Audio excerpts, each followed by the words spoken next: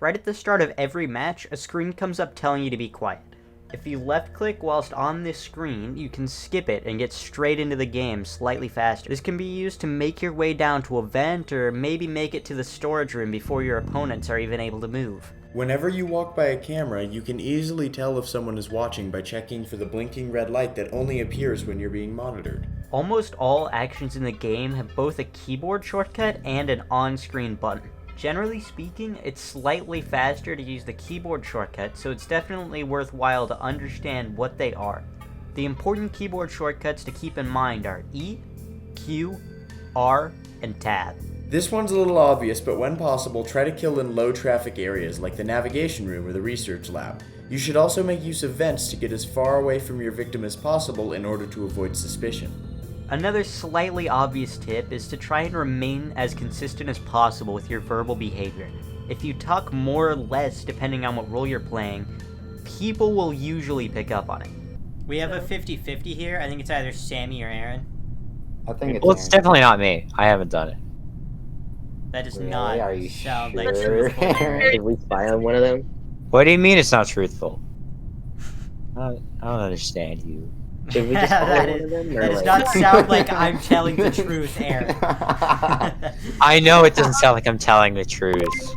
If you watch someone walk away from a task without the taskbar changing, that means they're probably an imposter. Of course, the opposite also applies to innocents. In the medbay, there's a task that involves scanning yourself. If you have this task, don't do it immediately.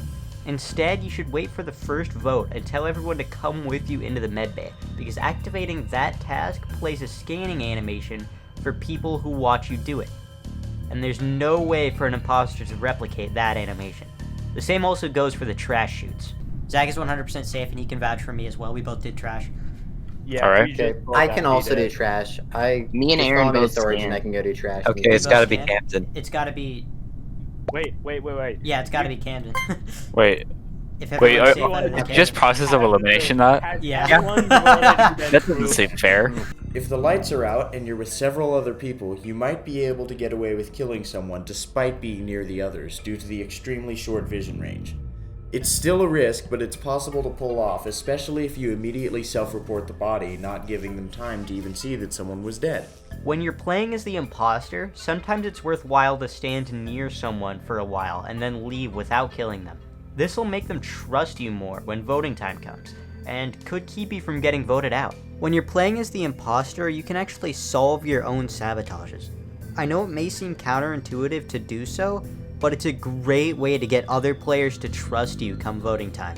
Another one that may seem a little counterintuitive is for the crew to group up rather than completing tasks. If the crew is grouped up, it's a lot harder for the imposter to kill anyone and can sometimes result in an instant elimination. We each dumped the trash together. So does that mean Dan's the only possible one? Because I don't think Yeah, he's been Because valid. we've all been proven valid. Dan, do you have anything to prove yourself? You mother would never stop grouping up. You would never stop grouping up. You mother. I killed people at the only possible opportunities that I had.